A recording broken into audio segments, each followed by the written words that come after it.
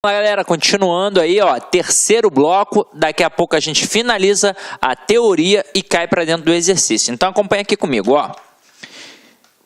A gente tinha chegado até aqui esse momento, ó, vírgula e a conjunção E. Quando isso acontece, você provavelmente já deve estar ligado que não tem vírgula, quando o E indica soma. E aí, vamos lá. A moça veio à festa e logo se foi. Então, este E, ele está marcando o quê? Soma. E o sujeito das duas orações é o mesmo. Então, aqui no caso, não tem vírgula de jeito nenhum, por assinalar soma e por ter o mesmo sujeito nas duas orações. Agora, quando eu digo a moça veio à festa e o marido ficou em casa, reparem que este E, ele também indica soma. Só que é o seguinte, as orações possuem sujeitos diferentes.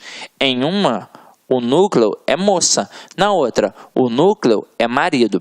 Quando isso acontecer, nós temos uma vírgula facultativa. Ok? Vírgula facultativa. Então, eu tenho um caso em que não tem soma e eu tenho um caso em que eu tenho a vírgula facultativa.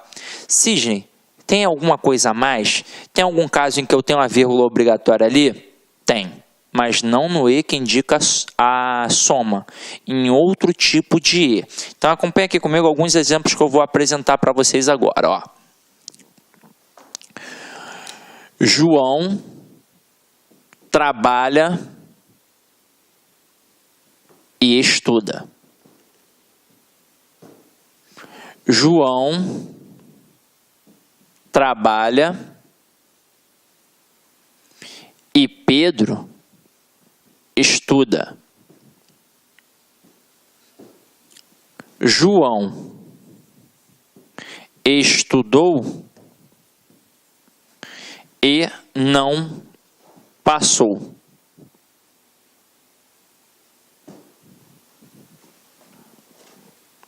Siga este conselho e se dará bem. Então vamos lá. Eu tenho 4 situações aqui em que nós apresentamos o E. O E, ele indica a soma nas 2 primeiras sentenças. Então, ó, Pedro, além de trabalhar, perdão, João, além de trabalhar, ele também o quê? Estuda. Então, o sujeito nas 2 orações é o João. Então, quando E indica soma e é o mesmo sujeito nas 2 orações, eu não tenho vírgula, vírgula proibitiva. Agora aqui, João trabalha e Pedro estuda. Opa, quem é que trabalha? O João. Quem é que estuda? O Pedro. Então, esse E, ele também indica soma, mas os sujeitos são diferentes. Então, neste caso aqui, entra uma vírgula facultativa. Agora, João estudou e não passou. O E que está aqui, ele indica soma? Não, ele indica oposição, adversidade, contraste. É isso que ele indica. Então, ele pode ser substituído pela conjunção mais, pela conjunção porém, pela conjunção todavia. E aí, nesse caso, eu tenho aqui uma vírgula obrigatória. Então, ó, João estudou, mas não passou. João estudou, porém não passou. João estudou e não passou. Então, aqui entra uma vírgula obrigatória, exatamente por não estar marcando a soma. Agora aqui, siga este conselho e se dará bem. Reparem que aqui eu tenho um modo imperativo. E quando eu tenho um modo imperativo, quando eu tenho uma ordem, eu preciso justificar a ordem. Então, a outra oração ela é o quê? Ela é explicativa. Então, siga este conselho, pois se dará bem. Siga este conselho, porque se dará bem. Então, aqui entra também uma vírgula obrigatória, que separa a oração coordenada da oração coordenada sindética e explicativa. Assim como aqui eu separo a oração coordenada, assindética, da oração coordenada sintética adversativa, porque é a mesma vírgula do princípio da enumeração. A vírgula da enumeração não é aquela que isola, que destaca elementos de mesma função? Então, as orações coordenadas, elas são equiparadas, elas têm as mesmas funções. Então, eu coloco a vírgula ali no meio delas. Eu só não coloco quando eu tenho o e que indica a soma ou quando eu tenho o ou que indica a alternância. Venha cá ou perderá a vez. Ali também não tem vírgula. E quando eu coloco o nem também, que também indica a soma, tá?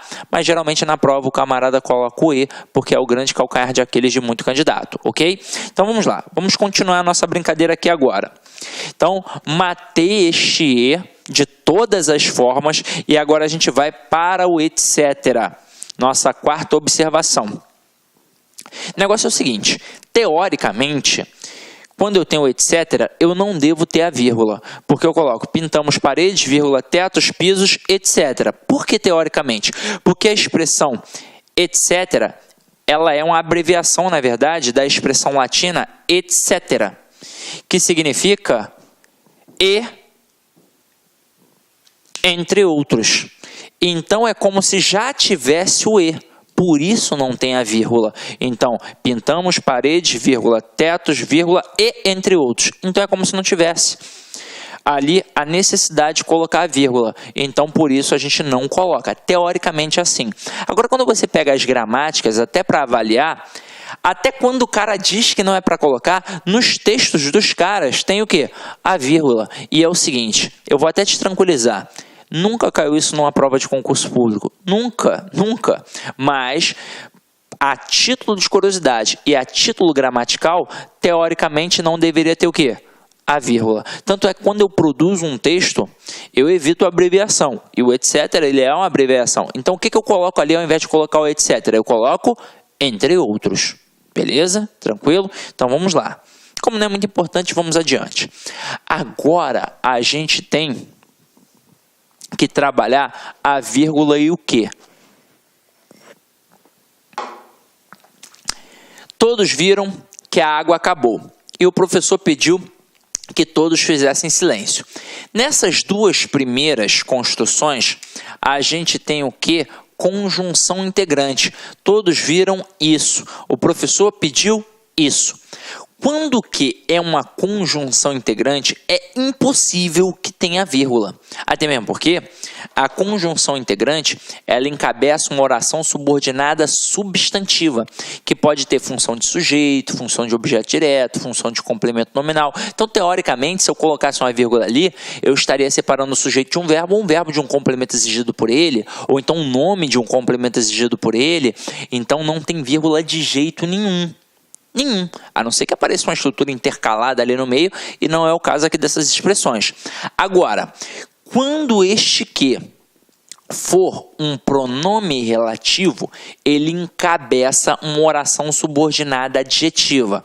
E aí, quando eu tenho uma oração subordinada adjetiva, eu tenho uma divisão. Eu posso ter a oração subordinada adjetiva restritiva, que não tem vírgula, e a oração subordinada adjetiva explicativa, até porque todo termo explicativo na língua portuguesa tem a vírgula. Então, aqui, restrição. Os alunos que foram aprovados não farão prova final. E aí vamos entender por que aqui a gente está fazendo uma restrição. Os alunos que foram aprovados não farão prova final. Isso significa que não são todos os alunos que foram aprovados. Então, quem é que não vai fazer prova final? Apenas aqueles que foram aprovados. Ou seja, tem aluno que não foi aprovado e, consequentemente, vai fazer a prova final. Tranquilo ou não tranquilo? Então, aqui eu tenho uma restrição. E por que a gente não coloca vírgula? Porque é de suma importância para o entendimento da frase. A gente estudou isso nas orações subordinadas adjetivas. Agora aqui, explicação ou generalização. Eu digo assim, os alunos que foram aprovados não farão prova final. Então, na hora que eu coloco vírgula, eu não marco o que é um termo explicativo? Marco. E se é um termo explicativo, não pode ser retirado? Pode. Então, é como se eu pudesse dizer, os alunos não farão prova final. Então, aqui eu tenho uma explicação. Nas provas, os camaradas perguntam a classificação da oração, se é oração subordinada adjetiva, restritiva ou explicativa, é mole, quando não tem a vírgula é restritiva, quando tem a vírgula é explicativa, ou seja, quando não tem vírgula indica uma restrição, quando tem a vírgula indica uma explicação. E agora, vou te perguntar, se eu retiro a vírgula, tem algum prejuízo gramatical? Nenhum. Continua tendo a estrutura correta, mas eu tenho que alteração semântica, ok? Agora aqui, a Terra que gira em torno do Sol é o terceiro planeta do Sistema Solar. E mais uma vez eu tive aqui agora uma estrutura de explicação. Quem é que gira em torno do Sol? A Terra. Então aqui eu tenho uma oração subordinada adjetiva explicativa. Só que é o seguinte, em relação a essa explicação, você precisa tomar muito cuidado, porque às vezes o avaliador ele é traiçoeiro. Então ele vai dizer que essa estrutura que foram aprovados, que está entre vírgula, e essa aqui, que gira em torno do Sol, que está entre vírgula, ele vai dizer para você que sintaticamente é um aposto. E aí você vai pensar, faz todo sentido, mas não é. Ué, mas não pode ser retirado? Não é uma explicação? É, mas aposto é função de substantivo. Tanto é que eu tenho a oração subordinada substantiva apositiva. E aqui é uma oração adjetiva.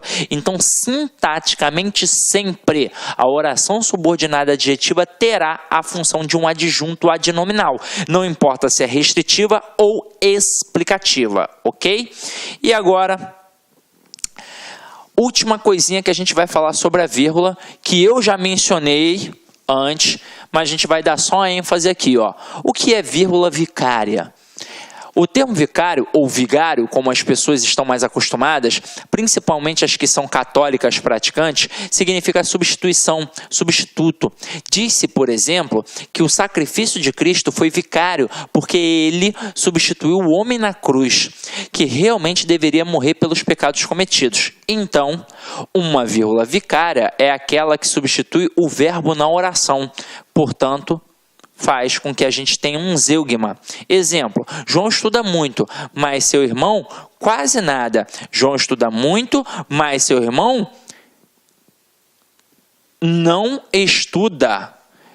Ou seu irmão não estuda nada. Então a gente omitiu o quê? Omitiu o verbo estudar. Então isso é um zeugma. A vírgula substituiu na segunda oração a forma verbal estuda. João. Olá, meus amigos, minhas amigas. Sou o professor Luiz Antônio de Carvalho e com muito prazer, muita satisfação, estou aqui para apresentar a nossa super proposta pedagógica para o concurso da Secretaria de Educação de Goiás 2018. Edital publicado, edital na praça. São 900 vagas para o cargo de professor.